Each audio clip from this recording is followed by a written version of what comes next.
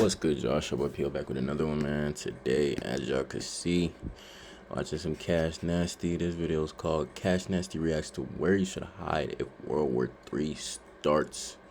Make sure to like, comment, subscribe, get your snack, get ready to enjoy. Let's get to it. Yo! I don't like the energy in that, man. Yo!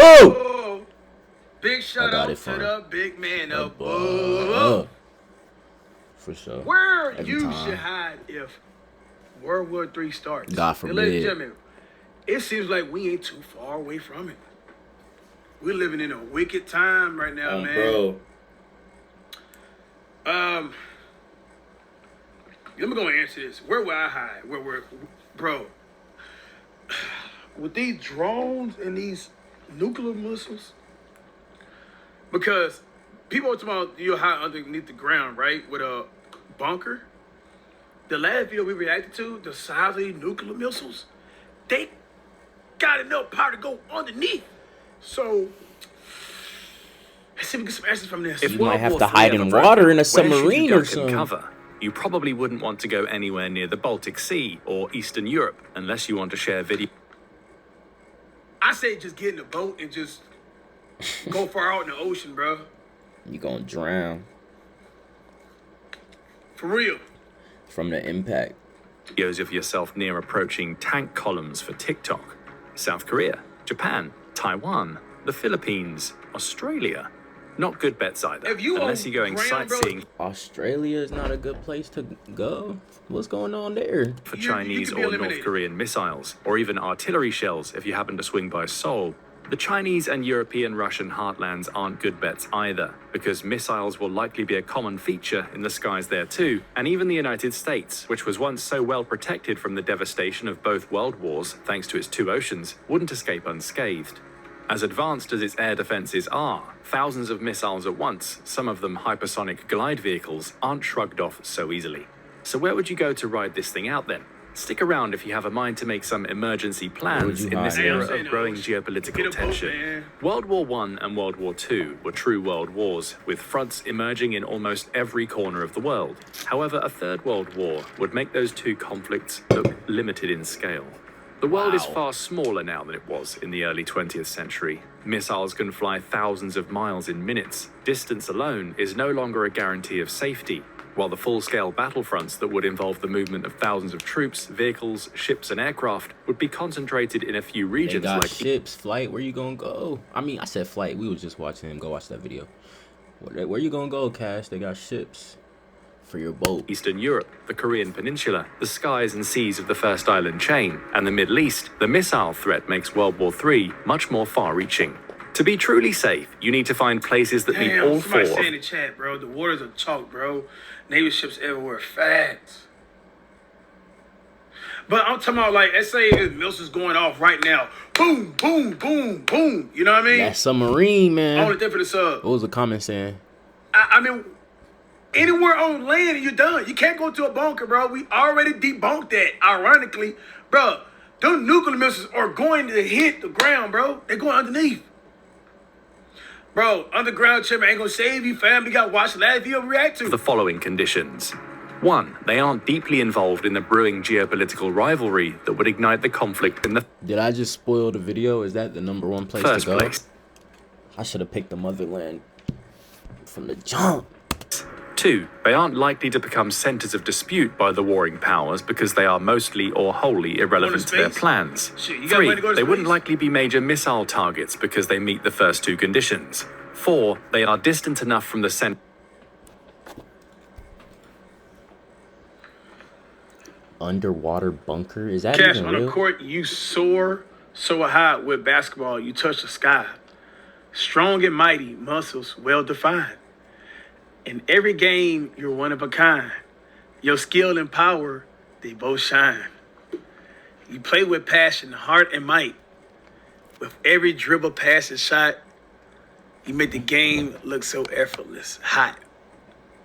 Muscles ripple, you move with grace. A champion spirit in every race. But beyond your strength and ball control, it's your friendships. Ship that makes you whole. W poem, I guess.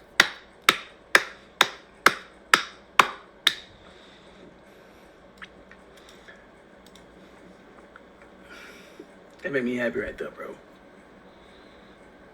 That's a beautiful poem, man. I just want to say thank you from the bottom of my heart. That was beautiful.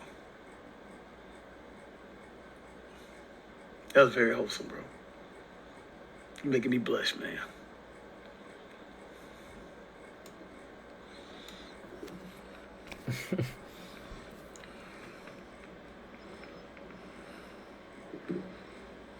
He really blushing. That was beautiful, man. Central battlefields to avoid collateral damage. What places meet these conditions? Certain tropical islands in the vast Pacific Ocean would be good bets. The United States' island chain strategy means that making escape plans here would not be foolproof, but there's no such thing as a fool. Wait,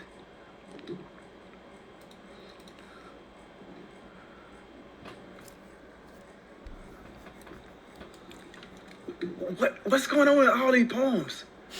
In their realm of hoops and laughter loud, man. Cash Nestor rises, making us proud. With energy vast and a spirit so bright, he turns our screens to courts of delight. From gaming streams to hardwoods glow, his passions ignite, it starts to show.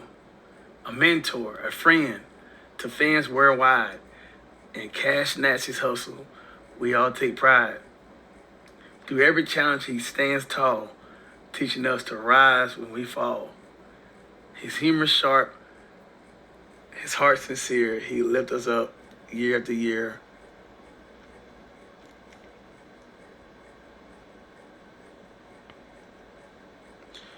Bro, how y'all writing this so fast? Y'all using Chat GPT, huh?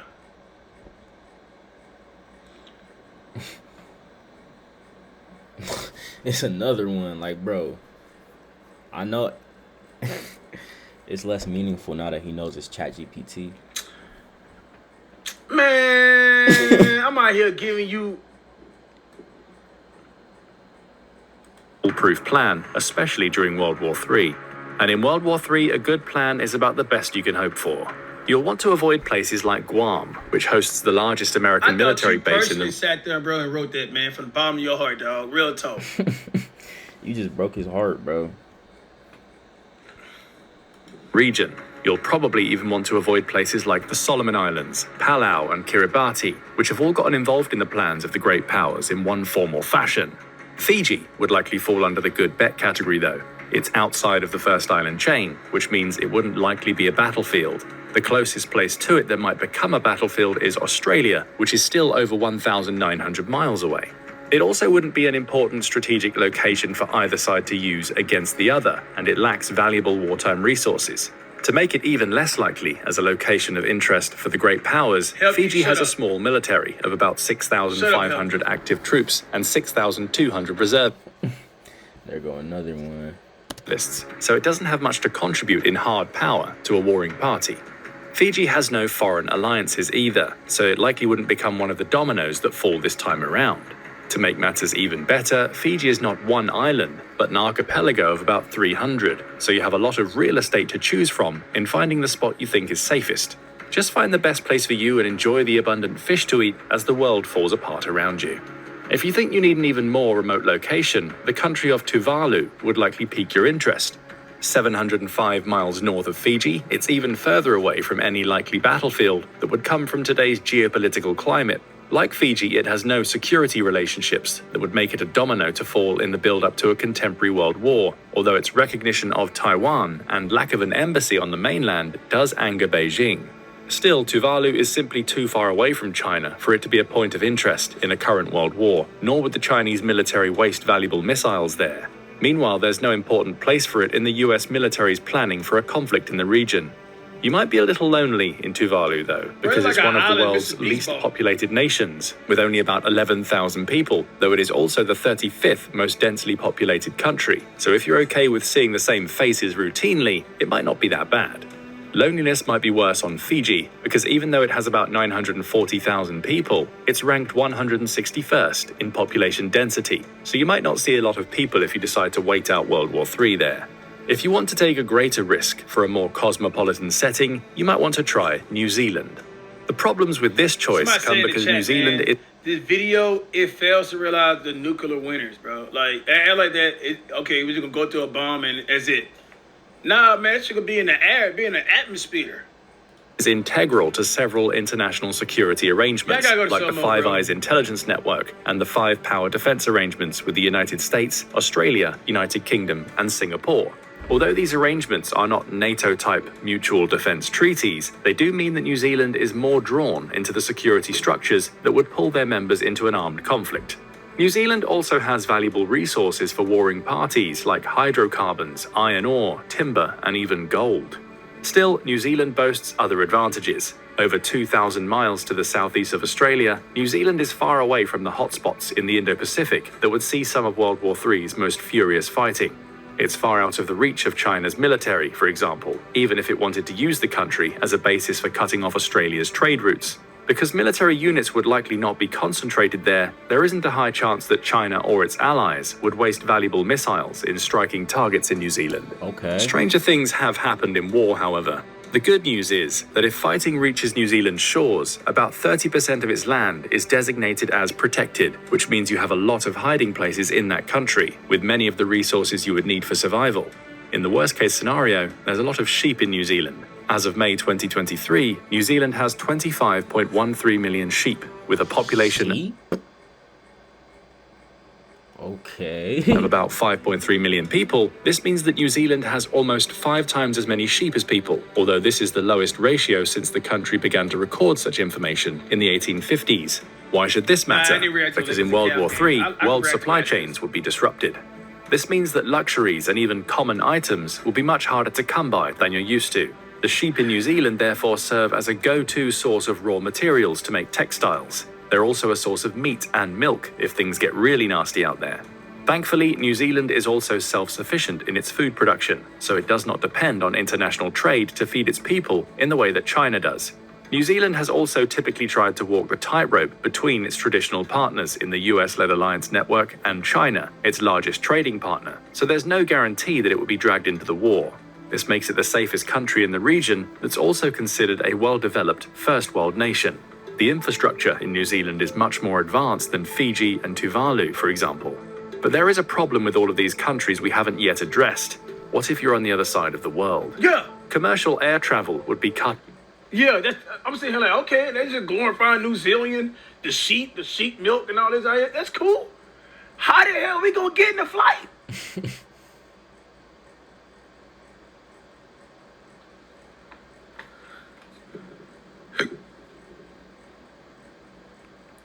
Yo, 5-star bill, thank for the W, thank for the sub too, bro. Cut off or at least drastically reduced if such a nightmarish scenario as World War III comes to pass. That means you'd likely need to get to Fiji, Tuvalu, or New Zealand by boat. Perhaps that's fine if you live in the region, but what if you live in Europe, or even a vulnerable city on the east coast of Canada or the United States? Iceland is one of your best bets if you're in this part of the world. One of the drawbacks is that it's a member of the NATO alliance, which means that it would be drawn into the fighting if hostilities broke out. Iceland is also part of the GIUK Gap, a natural choke point stretching between Greenland, skirting Iceland, and ending with the United Kingdom. This choke point commands the shipping lanes between the Norwegian Sea and the North Atlantic Ocean. NATO's control of this gap is a problem for Russia, as it prevents Moscow from projecting power into the world's oceans. During the Cold War, protecting the GIUK Gap became the primary task of the Royal Navy. In the new era of great power competition, the gap has become prominent again as a gateway to and from the Arctic. This choke point makes Iceland more of a potential target. Iceland also hosts an air station for the United States Navy, the Naval Air Station Keflavik. Among other tasks, this base can host B-2 evaporated, man. Like, we've been vaporized already, man. Like, everybody just hit the button on us. Oh, the state's out of there. Like, they ain't even worried about us, dog. Man! Bombers for extended deployments, which it did in 2021. Presumably, the coming B-21 will also be deployed there, should it be appropriate. Such a capacity makes this base an inviting missile target. The base is located toward the end of the Reykjanes Peninsula in southwestern Iceland. However, Iceland is also distant from the battlefields that would develop on the European front, and its homeland will be well protected by NATO's combined naval forces. It doesn't help that the Russian Navy is a floating disaster, which almost certainly means that any attempt for it to be a formidable presence in the Geoc Gap would end badly. Russia simply doesn't have the naval capacity to act that way anymore. Iceland would also not be a staging ground for NATO's forces, which means aside from the Keflavik base, it's probably not a target for enemy missiles. According to the Global Firepower Index, Iceland has no military. Its isolated geographical position ensures it can rely on its allies. More importantly, Iceland is a relatively self-sufficient country, resistant to the destruction of global supply chains. Its robust fishing industry likely means that your plate wouldn't be empty if you took shelter there. There's also plenty of fresh water to ensure you won't get thirsty. Iceland is also an energy-independent country. All of the energy in its power grid comes from its own resources. 73% of its energy comes from its hydroelectric power plants, and the rest comes from geothermal sources. 90% of Iceland's houses are heated directly by geothermal water directly via pipeline, so even if the power grid goes down, you likely wouldn't freeze. Iceland still needs to import fossil fuels for its transportation, but the government has implemented a policy to reduce this dependency. For example, it's one of the world leaders in electric vehicle adoption. Electric vehicles still make up a small portion of Iceland's total fleet at 14%, but the growth rate has been among the fastest in the world. 85% of private cars sold in the country were electrics in the first half of 2022, up from 60% in 2021 and 46% in 2020. If you happen to be by the Keflavik base, there's a good chance you'll be able to get your hands on an electric car and drive to a safer area. If you're in North America and can't quite make it to Iceland thanks to commercial air travel being shut down, you can try your hand in the larger island next door, Greenland. As Greenland is a Danish territory, it's part of the NATO alliance, which means it would technically be at war in World War III. As Greenland is a gateway to the Arctic, there's been interest in it by the great powers. Donald Trump thought about buying it from Denmark in 2019, but this idea wasn't uniquely his. The United States has made several such proposals since 1867. China has also attempted to expand its influence there, albeit without much success. Greenland could in theory be vulnerable to Russia's Navy and missiles, but since this place is so remote from the battlefields that would develop... My thing is, bro, we know, like, we in debt, right? How we still buying stuff?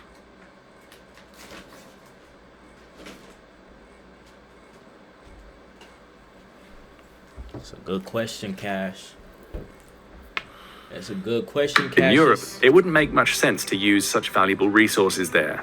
Greenland's northerly location and size make for a safe combination. The further north in Greenland you go, the safer you will be. Maybe because until somebody asks for it back, we just chilling, or whoever's president is chilling. I don't know. From the plans of the great powers. Greenland also lacks a road network, which makes it even less attractive as a military battleground.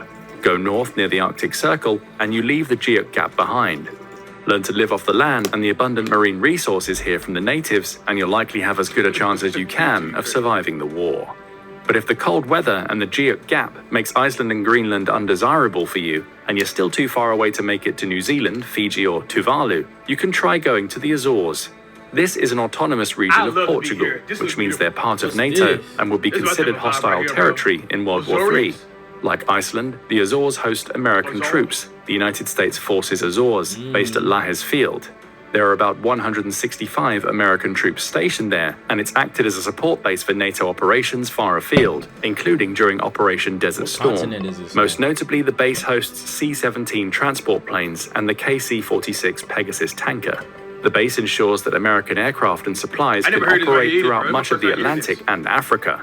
Hobbling NATO's logistics by destroying it in a missile attack would seem like an attractive prospect if ammunition can be found. Nevertheless, the Azores' remote location means they will be far from any battlefront. As long as you aren't by Lajes Field on the island of Terceira, you'll probably be okay. The Azores might serve a strategic purpose for NATO, but their geography puts them beyond the reach of the enemies that would confront it in World War III.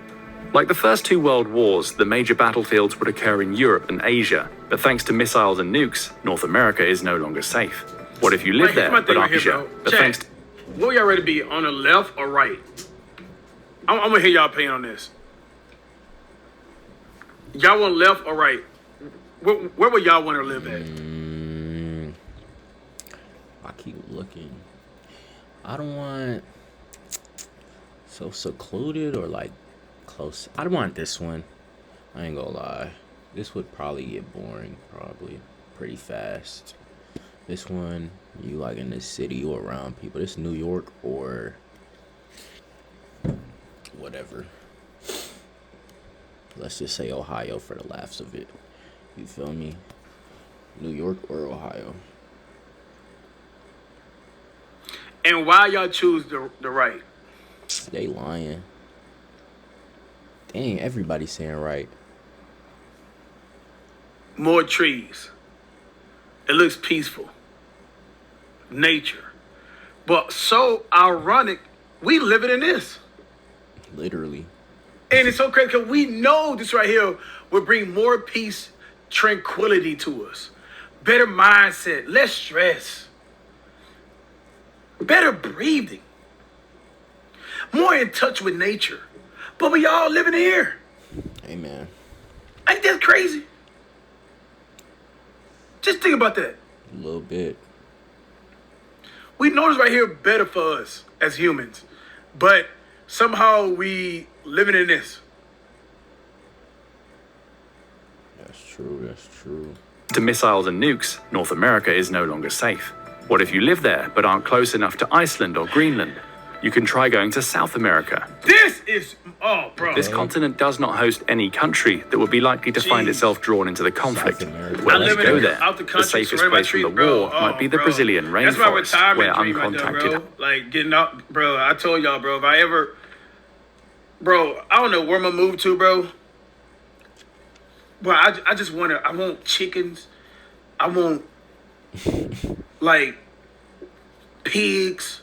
I want like a yard, bro. I want a pond in the back, bro. I don't want too much civilization, bro. I don't want like, you know what I mean? The city, like, I don't like it. I'm deep in LA, bro. Everywhere, bro. Like, city, like, bro. I don't like it. Yes, I'm gapping, dog. Whatever it is, bro. Let them yap, man. But this is, bro. This is real living, You bro. don't watch Hunter-gatherer him- you don't- tribes. You don't watch him to just sit in this corner and stay quiet. You watch him because you want to hear what he got to say. So keep watching and shut up. Still live to this day. But since you're watching this, it means you're part of the global civilization Air and would Christmas likely folk. find it hard to survive there. You won't get killed by a missile, but something or someone else might do it. Fortunately, there are places in South America where you would most likely be comfortable even during World War III. One of these is Chile. This country is well Chile. protected by the Pacific Ocean and stretches down into South America's That's look southernmost nice, point. too. If Chile does become a target, you can escape to the Andes Mountains. Thankfully, you wouldn't likely need to go to those extremes. Chile is one of South America's most developed countries, has fertile land to grow crops, and there's potatoes pretty much everywhere. Like Iceland, Chile has made it a priority to be energy independent, and although it's not as well advanced as its northern peer, it produces 23% of its power from hydroelectric sources, 10% from wind, and 16% from solar. It still imports almost 71% of its net energy supply as of 2022 though, so if you're going to Chile, be prepared for future power outages, but in the context of World War III, a blackout doesn't seem so bad. If you're in the old world, there's another continent that would be relatively safe from the ravages of World War III, Africa. As always, the great powers have tried to increase their influence on the continent, especially China, but African countries aren't tied into any international frameworks that would drag them into a global conflict. You'll want to avoid North Africa, since it's too close to the Mediterranean. The further south you go, the safer you'll likely be from the plans of the great powers. South Africa, as its name implies, would likely be the furthest away from the fronts that develop in a third world. Bro, Africa got buildings. Bro. Well, let's just act like he did not say They got that. power. Man, nah, I ain't the only person who thought this, bro. They got towers. Did he say they got power or towers? Swear on everything, bro. I thought Okay. it was just clay and tribes and tents, bro. I ain't gonna lie. I guess he's not trolling, but that's stupid. That's retarded. Actually, no, let me not say that. That's ignorant. Like, go learn some. Like, Yeah, cause the ground be like, you know, like that red orange type of clay, bro. Go learn some, Unc. Chat, don't act I like know I'm what he means, stupid, but go bro. learn some, Unc. Press 1 if you thought so too. Please, dog. And be serious. Nobody thought that, bro. If you're typing 1, you're lying. Oh, God. Damn. Go learn some, Cassius. Bro, yeah, bro. I didn't think they had Wi-Fi, bro.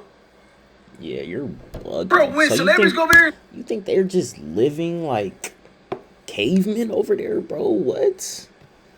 Come on now, go learn some, Cash. donate, bro. I'm thinking they building wells, bro. World War. Granted, there are some dangers there. The country has a high crime rate, including, really among stupid. other statistics, a rate of 58.94 crimes per 1,000 people and a murder rate of 45 per 100,000 people, according to data acquired in November 2023. No, this is surprising. However, since World War III would be a lot more dangerous, South Africa's other advantages might make up for this, especially if you go to a nice area. South Africa is also experiencing an energy crisis. Ever since 2007, What the about country's West? national power utility, Exxon, has failed to meet demand. And in 2023, some homes and businesses went through up to 12 hours of blackouts a day. But in World War III, almost every 12 is other place crazy. would be too. And if your goal is to avoid a nuclear fire, Nigga, they got don't water even- out here, bro. I'ma shut up. Gang, don't to avoid a nuclear Really? fire, Nigga, they got water out here, bro. I'ma shut up. Really? I ain't gonna lie. I ain't gonna lie, bro. I want to end the video right here. while still enjoying city life, Cape Town wouldn't be a poor Like, choice. bro, everybody knows that's a joke, bro. Like, literally. Like, obviously, there's some places for sure, but everybody knows that's a joke for the most part, bro. Especially now. Come on, Cash, you too old for that. There's plenty of seafood in Cape Town, coming from resources off the coast, Literally. so you probably wouldn't go hungry there. 4.9 million people live in the Cape Town metro as of 2021, so you likely wouldn't feel lonely either. I think my family used These to are the live there. safest countries to go to in the event that World War III doesn't escalate to even a small nuclear exchange. If it does, though, nowhere in the world is safe. Even the use of less than 1% Then why the hell you made this video? Man! range. If it does, though, World War III doesn't escalate to even a small nuclear exchange. If it does, though, nowhere in the world is God, safe. hopes up and stuff, Even the use man. of less than 1% of the world's nuclear weapons could produce dramatic environmental changes. He done got For our example, hopes up, researchers bro. at We Rutgers all University determined that as few as 50 bombs He said W time wasting, literally. Like, we did not need to watch this. We need to learn nothing from this, bro. with the yield of the Little Boy device dropped on Hiroshima, 15 kilotons, would heat the stratosphere enough to deplete the ozone layer and cool global temperatures by 1.5 degrees Celsius for several years. After a decade, the temperature would still be 0.5 degrees below normal, the equivalent to the Little Ice Age, which lasted from about 1300 to 1850 and was marked by bitterly cold winters, such as the Great Frost of 1709. While this would be uncomfortable, it would at least be survivable if you aren't directly in the blast zones, since an exchange of this sort would not be enough to create a full-blown nuclear winter. But unfortunately, if you have plans to survive a nuclear World War III, today's bombs are much more powerful than 50. This nigga done yapped the whole video. 16 minutes Hey, and he knows ball for 46 sure. seconds. W Then yap. he yapped to us. Selling us dreams. We might as well finish it, bro. He got us. He got us. 15 kilotons, and since the great powers collectively have thousands of them, more than 50 would likely be used. Nuclear winter is all but guaranteed if Got nukes us. are used, and with it the crop failures that would kill billions, with you likely among them, no matter where you He are. got us, man. Nigga. So even if you have a detailed World War III survival plan, the only thing you can really do is pray that the war remains conventional. But what do you think might be the safest places to go to in World War III? And is there even a chance that you will be able to find You just told us. That's why I thought at the beginning of the video. He done showed us a dream, bro. We all cooked. Everybody watching the video, we're cooked.